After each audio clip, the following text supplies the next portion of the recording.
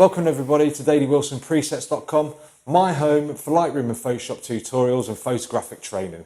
Today I want to talk to you about how to use the power of Lightroom to enhance your landscape images. But before we get there, if you haven't already, head over to www.dailywilsonpresets.com and get yourself signed up. There'll be loads of free tutorials on there and bundles of free presets that you can use in Lightroom and Photoshop to enhance your images.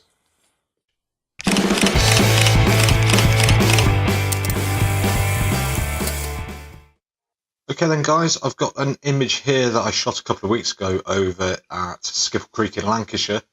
It was a lovely day. It was a little bit cold, the sun was on our shoulder. By the time I got round to shooting this image, the sun had dropped and it was struggling to get through the trees. But this image was the counterpart to an image that I'd edited and put to the world, which was this image. The presets can be found on my website, so head over there and sign up and you'll get hold of that preset. But what I really want to do is show you how Lightroom can just completely transform any of your landscape images. I'm going to show you a few of the techniques that I use. So the first thing that I do when I open up an image is I scroll down in the develop module here and just click enable profile corrections and remove chromatic aberration. I do that standard for every image. And then my workflow is the same for every landscape images that I shoot. So automatically I go to the highlights and I just drop that all the way down, and that just brings back any details in the blown out areas. I'm quite lucky because there's not too much clips here up in the histogram. I then go down to the shadows, open them all the way up. So we're turning the image into a flat image by closing down the highlights and opening up the shadows, but we're going to bring back that detail and definition, a little bit of contrast using the whites and the blacks. So what I like to do is if you hold down Alt and just drag the whites up to the right, just until we start seeing the whites creeping through there. There we go. And then I do exactly the same with the blacks, but I drag those down to the left. So holding down the Alt key, then dragging down the blacks. And what this is going to do is just give us a little bit of contrast. That's probably a bit too much. I'm just going to lift those a bit. Awesome, there we go. I'm just going to give it some natural contrast now, just to bring back some of those shadows and just drop the exposure down ever so slightly. And with all my landscape images, I love to give a little bit of clarity. It's awesome. So I'm just going to bump the clarity up and just give it a bit of vibrance. And that's not a bad image. I mean, it's very blue at the top. I was using a coking blue grad filter on the day, just to bring back some of the blues in the sky, but they're probably a bit too blue. So what I'm going to do is I'm going to just head down to my HSL panel here. I'm just going to just drop the blues ever so slightly, just so they're not as harsh. Now, a lot of people say to me that your images aren't photographs, they're more art, and rightly so, each their own. I like a more surreal image when I'm shooting landscapes. Some people like more realistic images. I'm not asked. Photography is subjective, so it's entirely up to you. You go out to shoot for yourselves and nobody else. Okay then. So something I've started doing more and more often now is just adding some colour into the highlights and some colour into the shadows. So what I like to do is if I just go down to the split shading panel and click on the square here, it'll bring up all the colours of the rainbow. And you've got a little dobber here, a little dropper. And this will just put some colour into the highlights. So I think for the highlights on this one, I would like to go for like an orangey yellow colour, just to bring back that feel of sunset. Okay, so there you go. I mean, you could go blue if you wanted, green, but I think just orangey, just a bit of orange and yellow. That's perfect. If you find that it's a bit too strong, you can just drop the saturation down, or you can boost it up. I'm just going to leave it about there. And then I go and do the same with the shadows again. And I think what I might do is just go down to the reds. I'm not going to go to the reds. I'm not going to go up to the magentas.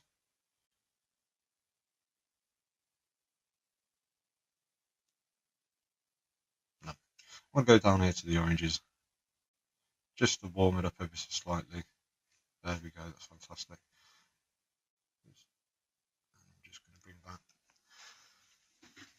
So straight away you can see how just moving a few sliders and a few basic alterations to the image, how much it can improve the image.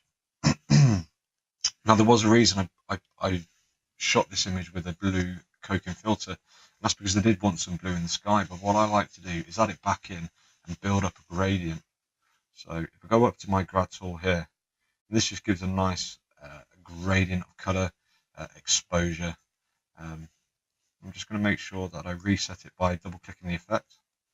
I'm just going to drag down from the top right the way down to the horizon line. So nothing's happened, we've got to inject that information into the image. So I'm just going to bring down my blues again. Maybe just drop my exposure a little bit. Just going to open up the shadows slightly, and that's fine. That's perfect. Okay. So I have noticed in this particular image, I must have had a little speck of dust or water or something, either on the center of my D750 or on the lens.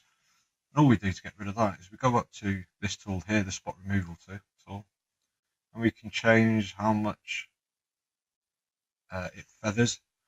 So it'll be strong in the center and then feather out gradually, the opacity of it, and obviously the size. Another nice way to increase and decrease the size of your brushes is by using the bracket keys on your keyboard. What I will do is I will provide a Lightroom shortcut list within the link of this channel. So click on that, download that. That's free. You can have that on me. So what I'm going to do, so I'm going to ultimate feather. Just bring the size of my spot removal tool just slightly bigger than the blemish itself, and I'm just going to go over it. There we go, and it will pick. We can move that around just until we've got like a nice.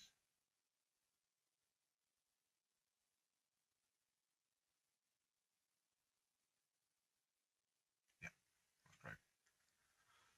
Perfect. And mind you, it's still there, isn't it? Back on that.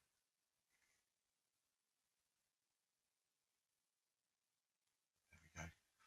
That's the one. Bring it back over there. So the next thing I want to do is I'm just going to use the grad filter again, and what I'm going to use that for is just to tighten the image by creating a slight vignette around the edges. So we click upon that. Just to reset the grad filter again, double click on effect and that will reset it. I just want to bring in one from the side there, and I'm just going to drop the exposure ever so slightly. One from the opposite side. And I think I'm going to bring one up from the bottom as well. And that's great. I'm going to click off that. So we're getting there, and it hasn't taken too long. The horizon could do with being a little bit straighter. So before I go any further, I'm going to go down to the lens corrections, and I'm just going to click on full. And what that does, it just straightens out the image, brings everything vertical and everything horizontal for you, and that's not too bad. Now then, the sun was setting, so I do want some more colour in the image. So I'm just going to go up to my white balance here, and I'm just going to give it a little bit of orange. There we go, that's great. Now this is where we really bring the image to life now, and it's my most favourite tool out of the whole of the Lightroom developed module, and that's the gradient tool. And it works very similar to the grad tool, where we can select an area and we can mess about with the adjustments. Okay, so what I always do is I just completely feather it up, and I want to create just some highlights along the jetty here. I'm just going to draw some highlights there. I'm going to bring it in, and this is just going to create some depth and just a touch of drama So I'm just going to lift the exposure slightly. As you can see, the centre of that jetty's just coming to life a little bit. I'm going to give it some clarity as well, because the sun was setting, and just keep the overall film. I'm just going to add a little bit of yellow up in the temperature there. And that's great. And all I do from here now on is use my radial filter just to build a bit of depth to the image. So there's some water here, and I'm going to add some more light and colour to that. Some in the brush down here in the reeds. Maybe just lift up the boat a little bit and go from there. So rather than make you sit through and watch how I do that, I'm going to whiz right the way through it until we get to the finished product. Okay then.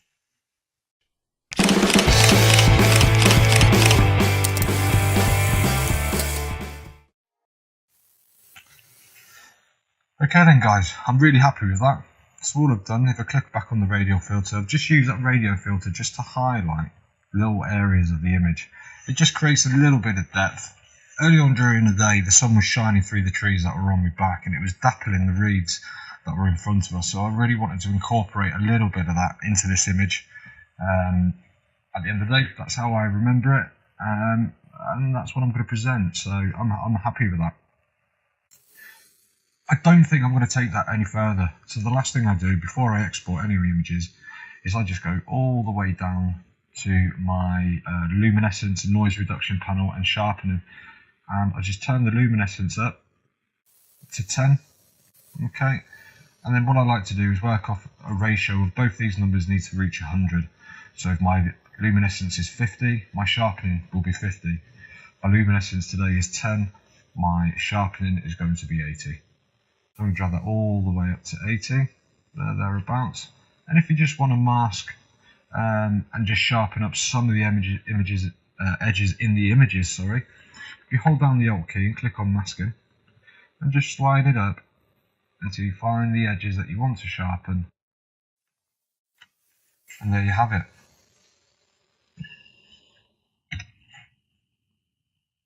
"5 minutes in Lightroom can enhance your images tenfold." Don't be held back, don't be afraid.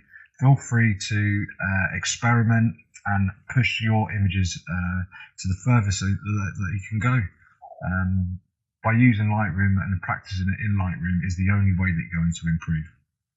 I hope you've enjoyed this brief tutorial on how to use Lightroom to enhance your images. But if you have any questions at all, please don't hesitate to email me. The email's in the description box, or leave a comment. If you've enjoyed this tutorial, then give us a thumbs up or give us a thumbs down. I don't mind. But definitely hit that subscribe button. Until next time, guys, thank you very much.